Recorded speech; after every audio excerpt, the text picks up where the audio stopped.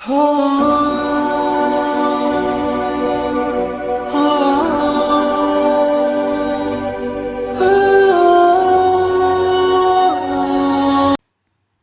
اللہ الرحمن الرحیم۔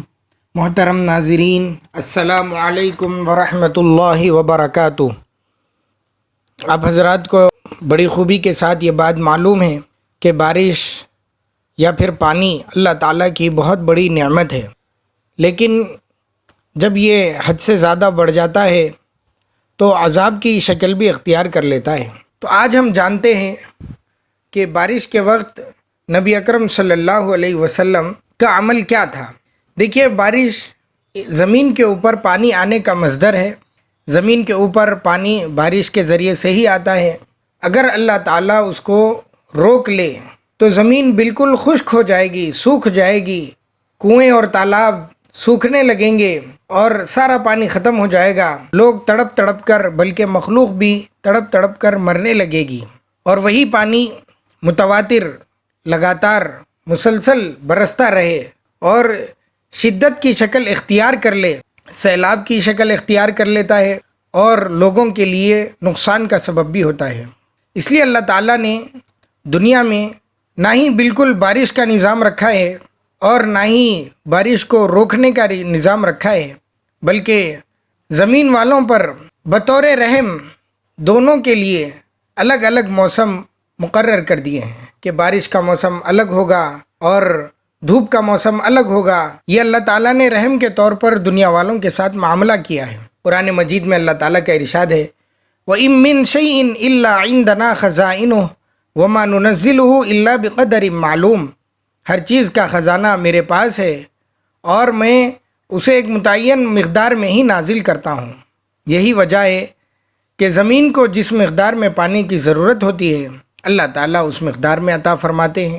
اگر وہاں کے باشندوں کے اپنے برے کرتوتوں کے سبب پانی کی مقدار اللہ تعالیٰ نازل نہیں فرماتا تو وہاں پر خشک سالی آ جاتی ہے اور قحط ہو جاتا ہے، یا پھر ضرورت سے زیادہ بارش نازل ہو جاتی ہے تو یہی پانی جو کائنات کی ایک بڑی نعمت ہے، عذاب کا شکل اختیار کر لیتی ہے، جس کا مشاہدہ آج بھی ہم لوگ کرتے ہیں اور کر رہے ہیں۔ یا تو مخلوق قحط سالی کے سبب ہلاک ہو جاتی ہے یا پھر سیلاب کے زد میں آ کر ہلاک ہو جاتی ہے۔ تو ہم کو ایسے موقع پر نبی اکرم صلی اللہ علیہ وسلم کی سیرت پہ توجہ دینی چاہیے۔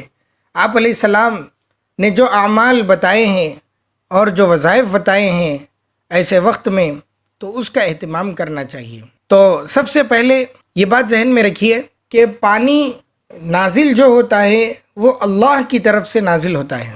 اس کا ہم کو بھرپور یقین رکھنا چاہیے، اللہ کی طرف سے اور اللہ کے حکم سے نازل ہو رہا ہے۔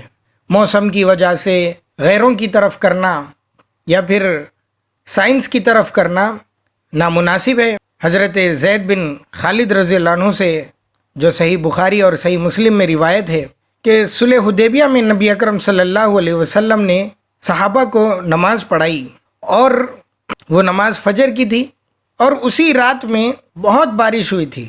جب آپ علیہ السلام نماز سے فارغ ہوئے تو صحابہ کی طرف متوجہ ہو کر کہنے لگے کہ کیا تم جانتے ہو کہ تمہارے رب نے کیا کہا؟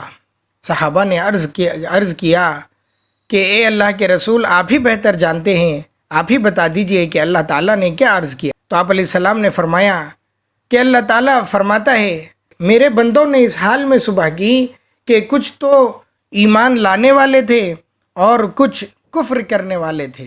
بس جس شخص نے کہا کہ اللہ کے فضل اور اللہ کی رحمت سے ہم پر بارش ہوئی تو یہ لوگ میرے اوپر ایمان لانے والے ہیں، اور جن لوگوں نے کہا کہ ستاروں کی وجہ سے ہم پر بارش نازل ہوئی تو وہ کفر کرنے والے ہیں۔ تو سب سے پہلی نسبت اللہ کی طرف ہونی چاہیے، اور اگر ہم کو بارش کے وقت بجلی کی کڑک محسوس ہو تو ہماری کیفیت خوف اور رجا کی ہونی چاہیے۔ اللہ تعالیٰ سے خوف اور امید رکھے اور اللہ تعالیٰ سے پناہ بھی مانگتے رہے۔ نبی اکرم صلی اللہ علیہ وسلم آندھی بھی اگر تیز ہو جاتی تو آپ علیہ السلام ڈر کے مسجد تشریف لے جاتے تھے، اللہ تعالیٰ سے ڈر۔ تو یہ ڈر کی کیفیت ہمارے اوپر بھی ہونی چاہیے۔ ہم بھی بارش کی وجہ سے نمازوں کو فوت کرنے والے نہ ہوں، بلکہ مسجدوں کو آباد رکھیں۔ اتنی شدید بارش ہو رہی ہے کہ مسجد جانے کا موقع نہ ملتا ہو تو گھر میں نماز کا اہتمام کریں، اور بھی زیادہ نمازوں کا اہتمام کریں۔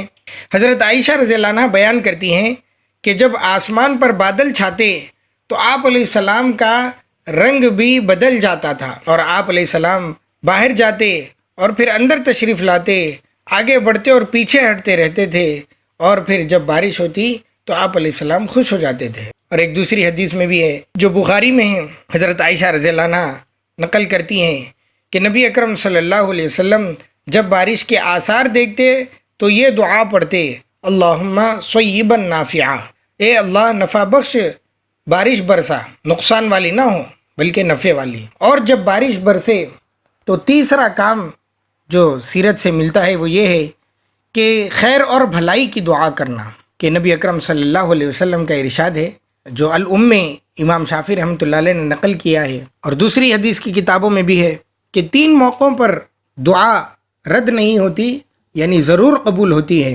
اس میں ایک تو 2 فوجوں کی مدبھیڑ کے وقت، اور دوسرا نماز کی اقامت کے وقت جو دعا کی جاتی ہے وہ قبول ہوتی ہے، اور تیسرا بارش کے نزول کے وقت۔ تو یہ وقت ہم کو خیر مانگنی چاہیے اللہ تعالیٰ سے، پوری امت کے لیے ہدایت اور اپنے حق میں بہترین فیصلے۔ بادل کی گرج سنیں تو یہ کہے کہ سبحان الذی یسبح الرعد بحمدہ والملائکۃ من خیفتہ، پاک ہے وہ ذات کہ جو رعد یعنی کڑک حمد و ثنا کے ساتھ اس کی تسبیح کرتی ہے، اور فرشتے بھی اس کے خوف سے تسبیح کرتے ہیں۔ اور جب بارش بہت تیز ہو جائے، شدت اختیار کر لے، تو اس موقع پر بھی آپ علیہ السلام نے دعا کی تلقین فرمائی جو بخاری میں ہے کہ اللہم حوالینا ولا علینا، اللہم علی الاکام والزراب وبطون الاودیۃ ومنابت الشجر، اے اللہ ہمارے اطراف میں پانی برسا، ہم پر نہ برسا، اے اللہ ٹیلوں، پہاڑوں، وادیوں کے بیچ میں اور درخت اگنے کی جگہوں پر بارش نازل فرما۔ تو یہ بھی دعا پڑھنا ہے۔ اللہ تعالی ہم سب کو صحیح طور پہ عمل کرنے کی توفیق عطا فرمائے۔